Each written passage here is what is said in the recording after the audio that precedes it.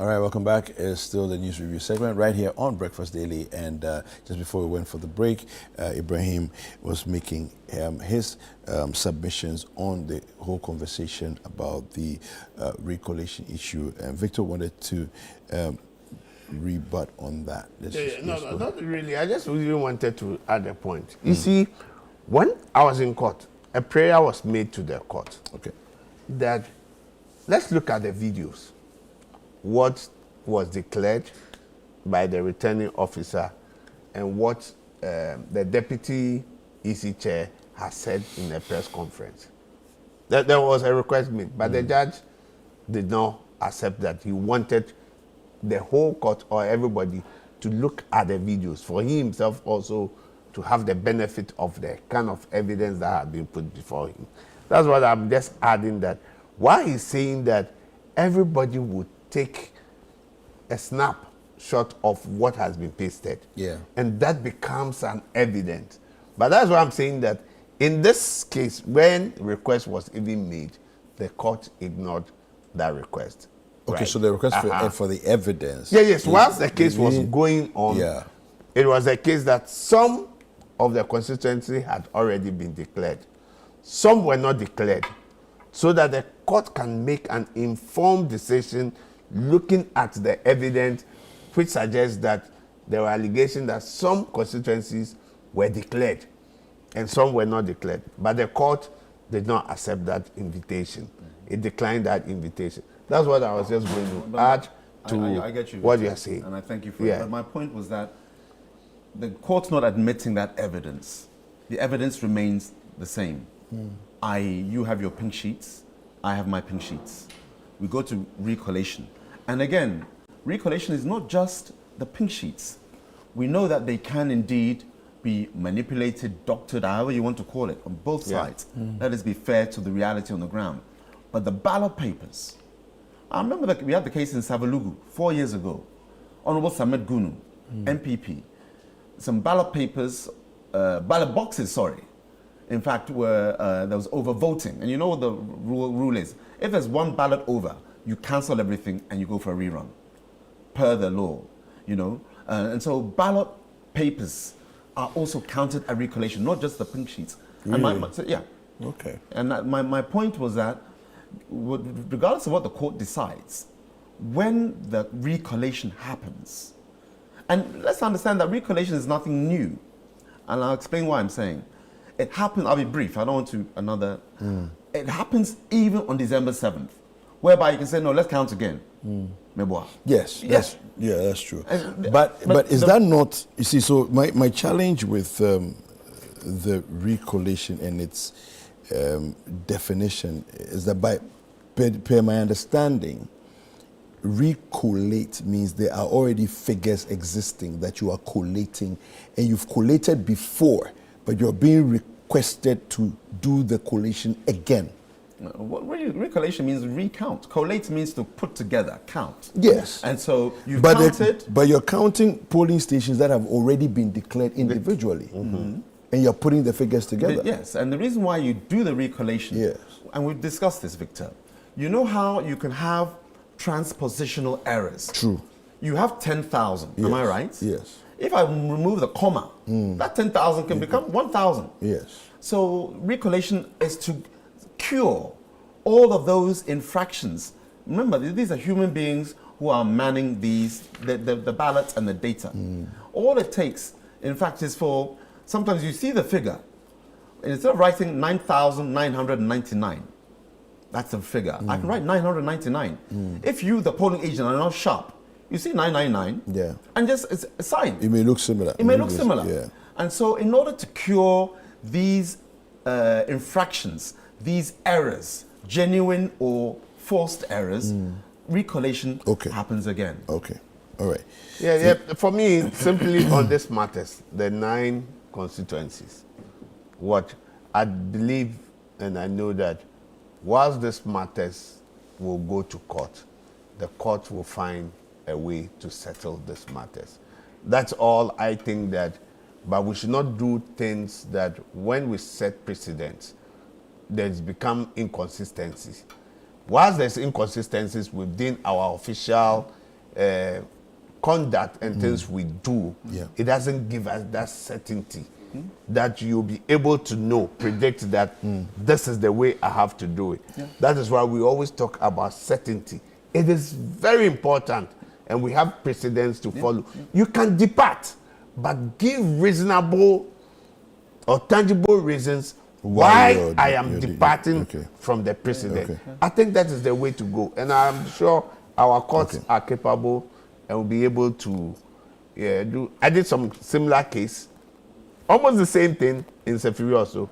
I disagree with the judge, but once we did not appeal, and that has become the position of the law. All right. So let's make progress. So the finance minister fails to present a mini budget, and so the parliament has adjourned to January 2nd. Now here the story is on citynewsroom.com. Parliament adjourned to January 2nd as finance minister fails to present mini budget. Now, Ghana's parliament has been adjourned to January 2nd, 2024, after the finance minister, Dr. Mohamed Amin Adam, failed to present the much-anticipated 2025 mini-budget before the close of the current session. Now, the mini-budget, a constitutional requirement designed to provide a fiscal outlook for the upcoming year, was expected to address key economic issues, including revenue mobilization, expenditure priorities, and strategies for fiscal consolidation before the next administration takes over. The development has also raised concerns of a potential government shutdown from January 1st. 2025. Now, despite high expectations, the presentation did not occur, prompting Speaker Alban Bagbin to adjourn proceedings. Now, speaking to the press, after the adjournment, Minority Leader Dr. Kaisa Atuforsen expressed disappointment over the finance minister's inability to fulfill this crucial mandate. Now, let me just come to you briefly on this one, Ibrahim. So, I don't know if we've ever been here before where the finance minister did not present the mini budget for the upcoming year at the time when there was a transition, taking place. But this is where we find ourselves now. Do our systems provide a remedy for this situation, or is this much ado about nothing really, or is there a real problem? I think it's much ado about something. Okay. This is the budget for the next quarter, January, February, and March. So for the incoming government, it's very important that the mini budget is then presented for the country as a whole. How can it be resolved? I looked into the matter, and it's to do with tax waivers. Am I right? Some 31 tax waivers. And most of them are to do with the one district, one factory projects. Okay. So if government undertakes to incentivize companies, Ghanaian companies, employing thousands of people, I mean, the incentive is that come invest, do this so that we can create employment, add value to people's lives. And they are so incentivized, they do that. Government has to fulfill its side of the bargain. If I say I'm going to give you a tax holiday, then I remove it from you. What does that say? Not only to you personally about government's integrity, but to the wider corporate world, that you cannot trust Ghana PLC. Yeah. They promise one thing and do another. The tax waivers, I'm sure, were a huge component. And so many companies or businesses, individuals, saying, let's invest in Ghana. Yeah. Now your tax waiver is due. The opposition, for now, the incoming majority, agreed to the it. incoming government. Incoming governments. Yes. Incoming governments. Yes. Do what incoming governments do and honor agreements so duly formed. Most 1D, 1F projects, I say most because I'm not in parliament, neither is Victor. And we pray that inshallah one day we will. But again, we can look to parliamentary proceedings and find out whether all of them went through parliamentary approval. I'm sure most did. I'm speaking in general terms because there are some investments that need to clear parliament, I'm assuming. Okay? So if you have agreed while in opposition that these tax waivers, this program, it's so duly passed, unless they tell us they voted against one district, one factory policies, why are you now reneging on that policy? I'm talking the NDC. And it will not help Ghana if the international community, never mind international, even the domestic community, business community says, government's promising us this. When it's now time for us to take our share, they're not giving. So what the NDC need to do is to pass the bill laid before them for the tax waivers so that the mini budget can then be passed properly. That's how I understand the dichotomy of where we are. This is where we find ourselves because the pass the NDC doesn't want to approve. And why don't you want to tax approve waivers. something that's legitimate? Something that you have been a party of by virtue of being in Parliament. This is not a new policy that has blindsided you. Where did 1D, 1F come from? And the regulations or the incentives linked to it. Pass it. All right, let me come to Victor. Victor, why the stalemate? What's the issue? Why not allow things to just roll so that incoming government can have a budget to run?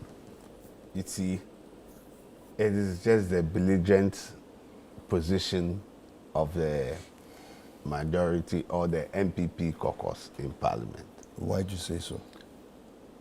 There has been this tax waiver they want to go. So when it says 1D, 1F, is the Pool Hotel, the president's-in-law. The Pullman Hotel. Is it 1F, 1D? I said largely. Is it 1D, 1F? It's not. You've given tax waivers to friends, cronies, and some of this. And it amounts to about 350 million. We are asking for a second tranche of only 360. Yeah. And this has been in the offing for a long time, that the NDC as a party said that we are not in favor of this waiver. It's not something that it's been new. Now you want to twist our arms and say that when you don't approve of this tax waiver to the people, we will not also present the budget. We will not do it. When we don't approve of the HSS bill that they said they are introducing, it should be part that we approve some bills before we will allow the budget to be run or bring the appropriation bill, right? And it has been opposition to it all this while. Listen, government is a continuum. If you think that all this, yes, as he's saying, it's a policy, it's a good agreement, let's look at the policy we come. Once the next government comes in, the government will look at it. You still have members of parliament in there. You have, although you be a minority, you will definitely have your say. So if you have all these bills and you can still sponsor and say, look, for the benefit of the citizens, this is why we think that these bills should go through. But the fear is that let's twist their arm. If they won't agree to this, the budget will, look, let me tell you, Ghana will never grind to a halt. You sure? Oh, why? The appropriation bill? It will not. It is not a thing that would say that once it's not been done by this parliament, the next parliament will not be able to do it. No, they will be able until they reach the substantive or the major budget at the end of the first quarter. Right? So, once they will say that, it's just that there will be some hiccups, there will be some few difficulties, but once the next government comes in and parliament sits in, parliament is being given that power. Right? So, I don't see that people will not be paid at the end of January, February, that this country will grind to a halt. It will not happen. All right. The fear that people are having is that it's not been done, how to process it, the delay that will come because now Parliament will have to come back. That's why I believe that the matter has been adjourned to, Parliament has been adjourned to the second to see in the dying moment within second to the sixth if it could be done. But the worst scenario is if it is not done, a new Parliament will be elected and there will be emergency. sitting. And I'm sure once the emergency sitting, the incoming government would also prepare some. All that they need to spend from their consolidated fund is an approval. Okay. So whether it is the 8th parliament that will approve or the 9th parliament, I just want to give assurance to Ghanaians that this country will not grind to a halt. All right, thank you. If you allow me just 30 seconds, because I think it's important for our viewers on Channel One. You mentioned Pullman. I don't know the company, but some of the company, just some. I won't take more than 15 seconds. B5 Plus Limited, it's 1D1F. Yes. Miro Forestry Ghana Limited, 1D1F. Yabiko Enterprise Limited, 1D1F. Then you have Specialty Beers Ghana Limited, 1D1F. Okay. Then you have Corban Company Limited, 1D1F. And I like just 2 more here. Then you have YMHY Doors Ghana Manufacturing Company, Grand Chem Limited, and then you have Golden Africa Soap Industries Ghana Limited. I can go on and on. Okay. Just so it's not friends and families. It would be disingenuous to paint the whole. I didn't say that. These are all one but this one, they are working. Government is a These continuum. So if the same people pay the tax waiver. If the same people come to the government, it's a continuum. Yeah. And say, look, government. So you're saying that it doesn't matter in the next administration. It doesn't matter whether think it is fair, the old you can give or you the tax new. waiver. When they come and they say the new government, this is the policy we agreed with the previous government. This is what will be beneficiary to all of us, mutual beneficiaries. So government will also look at it. Right, okay. It's not like government is insensitive and say that because it was done by the old government. Previous NDC government, even under Mahama, also gave tax waivers anyway. So it's not even the president, the incoming president said, every project that has been started by the previous government, he will make sure he completes them before he starts the new one. What is more assuring than this? Quickly. What's more assuring than this? Just a minute bite on this one each. Okay. Literally 1 minute bite on each from you. Operation Recover All Loots. I wanted to just ask quickly about your thoughts on the legality of it, because Ken Kranchi is suggesting that it's an illegal enterprise. Quick comment. You have 1 minute. I don't know whether it's an illegal enterprise. And the reason why I say this, Ghana first in everything we do. It's for the Attorney General's office. That's the government's lawyer to take up these cases. If somebody wants to do something, let's say, not ultra-virus, but in their own, you can gather data and give it to the office of the special prosecutor. You can gather data and give it to the Attorney General's office and let the Attorney General office so petitioned. In fact, it doesn't need to be petitioned. The Attorney General, that's the government's lawyer. Government's interests reside within that office. And so we want to look at A, B, C. And so as for the checks and balances, it is necessary for every government, every administration to check what happened in the previous one. So I'm all for it in terms of, checking, because there you'll see what went right, what went wrong. And again, they shouldn't just limit it to MPP. Go back everybody. Go back to 2012. Thank you. And look from there as well. All right. Yes. I think that we are having some misconception about this oral thing. Just quickly. It's a good thing. You would see the feedback from the populace, the citizen. You see that they want it. This is something that there's a political will. But that wanting it doesn't necessarily mean. But you see, what I think that they are talking about is the due process to look at whether, when we are having commission of inquiry and the committees of inquiry, normally the CI that establishes them or the EI gives a legal backing to it. But what is happening now is just an information gathering. People should give you whistleblower, people should give you information. And once the oral comes, I'm sure at the appropriate time, there will be that establishment that will give it the legal backing that you do it and collaborate with the state institutions that they will take. Normally you used to have the commission. But when the they establish, Act is they a put legal, it that, it's a legal construct. Yes. And so if you're asking for whistleblowers outside of government, citizens. No, it's not. You see, what is being done now? That's what to gather information. Is questioning. Yes, while they gather the information, you can say that, look, I have an information. This is to the state institution. This is a conveyor belt. Once it is done, before the committee, everything is more established to have There will be legal basis. All right. What Thank people you. are looking at is that before you establish a commission or a committee of inquiry, normally the EI that establishes it, they put in there some clauses and say anybody who comes before this, you cannot prosecute. That's what happened at Ghana at 50.